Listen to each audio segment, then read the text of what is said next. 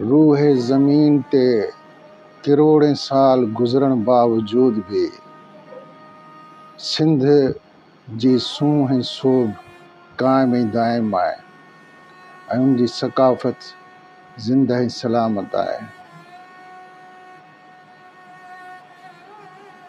अफ़सोस थिए थो, ॾुख थिए थो त हिन वक़्तु असांजी सिंध कहिड़े मोड़ ते बीठी आहे। चवंदा आहिनि त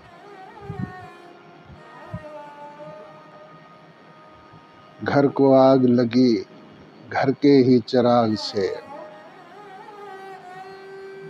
ज़ुल्फ़िकार अली भुट्टो जहिड़े बहादुर इंसान फाहो पाण पंहिंजी ॻिची में विझी सिंध जी सूंह ऐं सोभ था क़ुर्बान थियण जो कसम खणी सदारत ऐं वज़ारत जी कुर्सियुनि खे ठोकरूं हणी छॾियूं।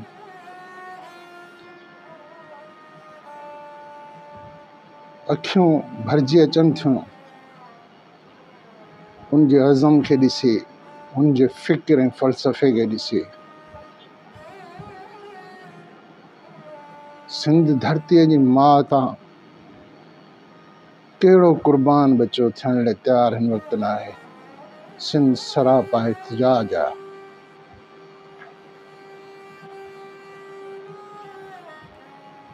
सिंध सां ही कहर ज़ुल्म ऐं ज़ियादती जो सिलसिलो केसिताईं क़ाइम ऐं दाइम रहंदो।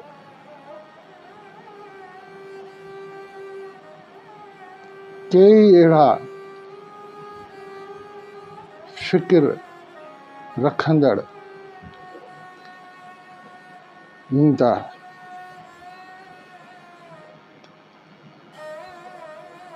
ऐं जेके सिंध जा ॾह सर ऐं ॾाह पुट आहिनि, लखें लाल क़ुर्बान थींदा, पर पंहिंजी सिंध जी सक़ाफ़त ते आंच अचण कॾहिं बि कोन ॾींदा। मूंखे यकीन आहे त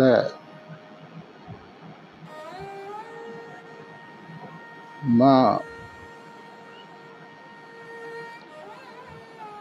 उन सोणनि सिंध वासियुनि सॼणनि सां शामिल आहियां जेके हिन वक़्तु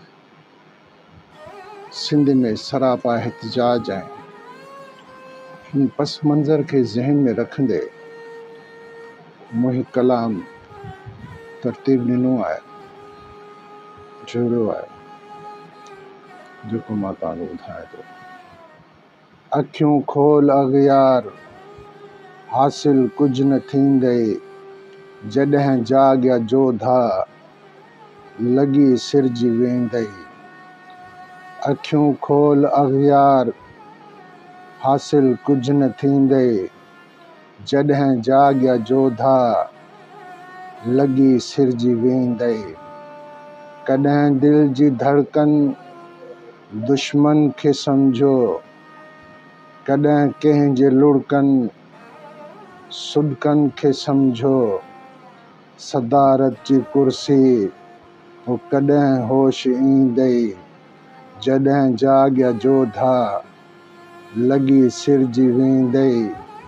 अखियूं खोल अग़ियार हासिल कुझु न थींदई।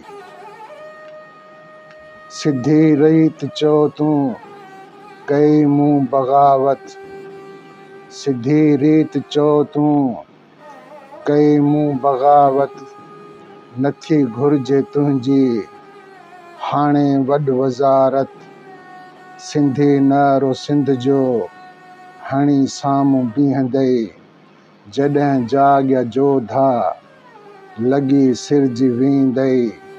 अखियूं खोल अग़ियार हासिल कुझु न थींदई।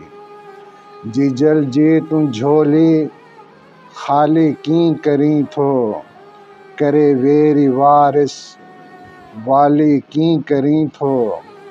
किरोड़ें कठे थी सिंधी सिर ई ॾींदई, जॾहिं जाॻिया जोधा लॻी सिरजी वेंदई। अखियूं खोल अग़ियार हासिल कुझु न थींदई। लुत्फ़ ही लतीफ़ी ॿोली हर को ॿुधंदो, सवें गॾु सुखनवर सागर सच पियो चवंदो। कढी सिंध मां कंहिं नाल कॾहिं कीन मञदई, जॾहिं जाॻिया जोधा लॻी सिरजी वेंदई। अखियूं खोल अगियार हासिल कुझु न थींदई।